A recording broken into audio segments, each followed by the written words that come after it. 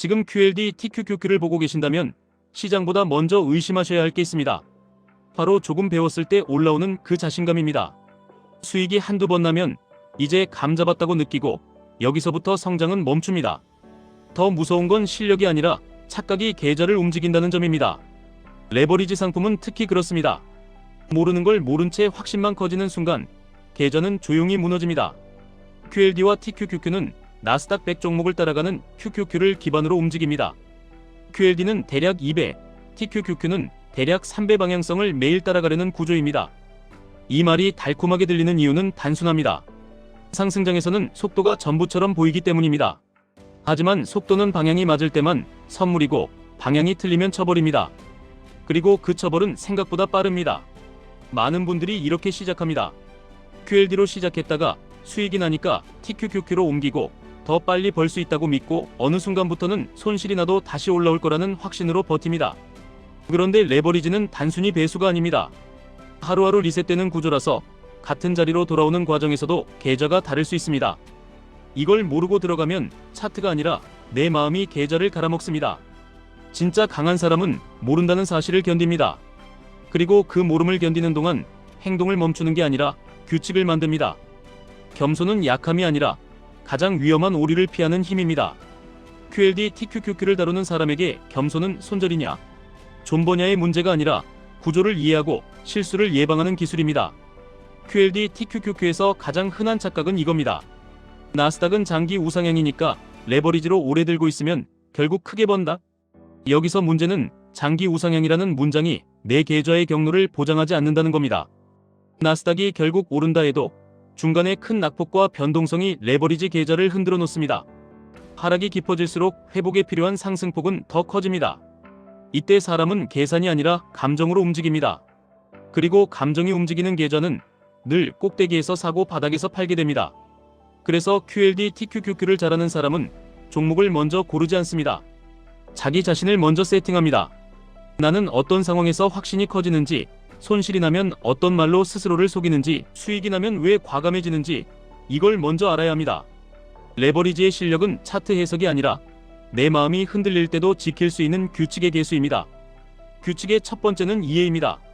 QLD는 2배, TQQQ는 3배. 이건 출발점일 뿐입니다. 핵심은 매일 목표 배수를 추종한다는 점입니다.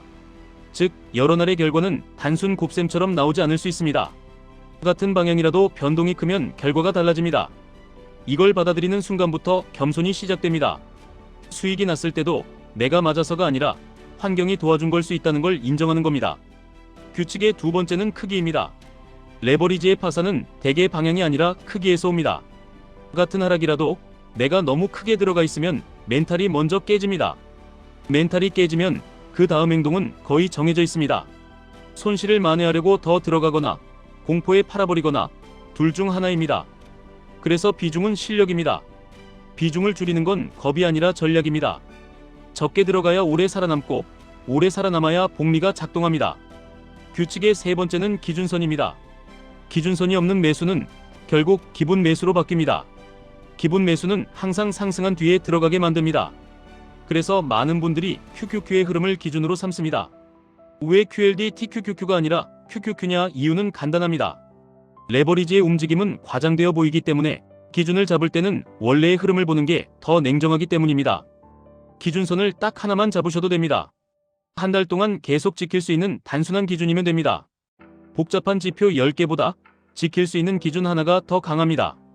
여기서 중요한 포인트가 하나 더 있습니다. 조금 배웠을 때의 자신감은 기준선을 계속 바꾸게 만듭니다. 어제는 이 기준이 맞아 보였는데 오늘은 저 기준이 더 맞아 보이고 내일은 또 다른 기준으로 갈아탑니다. 이렇게 되면 투자자는 공부를 하는 게 아니라 합리화를 합니다. 레버리지에서 합리화는 계좌를 태우는 연료입니다. 겸손은 이 합리화를 멈추는 버튼입니다. 나는 아직 모른다. 그래서 기준을 바꾸지 않겠다. 이 선언이 계좌를 살립니다. 그럼 QLD와 TQQQ 중 무엇이 더 낫냐고 생각하실 겁니다. 답은 하나입니다. 더 나은 건 내가 지킬 수 있는 쪽입니다. TQQQ는 3배라서 매력적이지만 동시에 실수의 대가도 3배로 체감됩니다. QLD는 상대적으로 완만해서 규칙을 연습하기 좋습니다. 많은 분들이 처음엔 TQQQ로 바로 달려가고 싶어합니다. 하지만 진짜 빠른 길은 느린 길을 견디는 겁니다. QLD로 규칙을 몸에 새기고 그 다음에 TQQQ로 확장하는 방식이 오히려 오래갑니다. 속도를 내는 건 쉽습니다. 속도를 제어하는 게 어렵습니다. 또 하나 레버리지에서 가장 치명적인 실수는 다 한다고 느끼는 순간 생깁니다. 예를 들어 이런 식입니다. 나는 큰 하락이 와도 버틸 수 있다. 나는 장기 투자니까 흔들리지 않는다. 나는 남들과 다르다. 이 말은 멋있어 보이지만 계좌에서는 자주 비극으로 끝납니다. 왜냐하면 큰 하락은 단순히 가격이 떨어지는 사건이 아니라 내 생활과 감정과 가족의 평화를 동시에 흔들기 때문입니다. 그때 흔들리지 않는 사람은 거의 없습니다. 흔들리지 않으려면 애초에 흔들리지 않게 설계해야 합니다. 이게 겸손입니다. 설계는 이렇게 하시면 됩니다.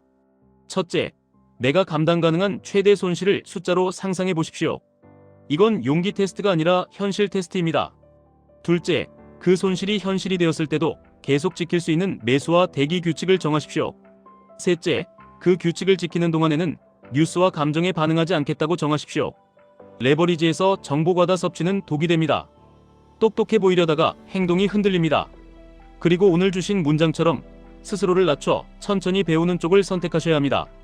천천히 배운다는 건 수익을 천천히 낸다는 뜻이 아닙니다. 실수를 천천히 줄인다는 뜻입니다. 레버리지는 한 번의 큰 실수로 게임이 끝날 수 있습니다. 그래서 실수를 줄이는 게 가장 빠른 성장입니다. 많은 분들이 속으로 이렇게 생각하실 겁니다. 그러면 지금은 들어가면 안 되는 건가요? 타이밍을 놓치면 어떡하죠? 답은 이런 겁니다. 타이밍을 맞추는 사람은 거의 없고 규칙을 지키는 사람이 결국 이깁니다. QLD TQQQ는 한 번의 진입으로 승부 보는 게임이 아닙니다. 여러 번 나눠 들어가고 여러 번 나눠 나오는 게임입니다.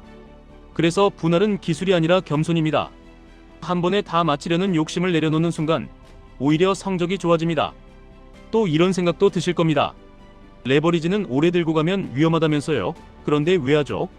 이유는 간단합니다.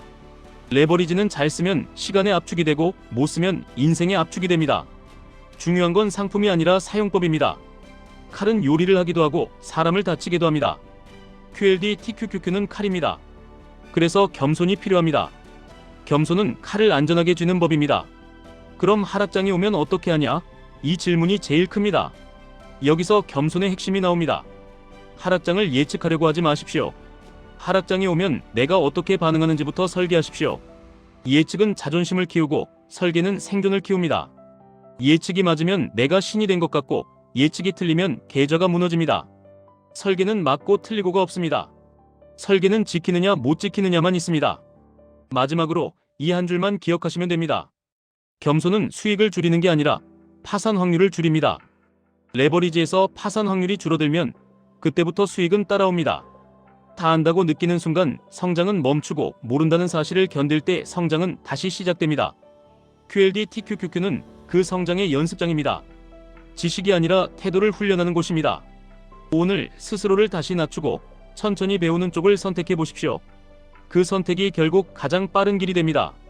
지금까지 1분 투자 하이젠버그였습니다.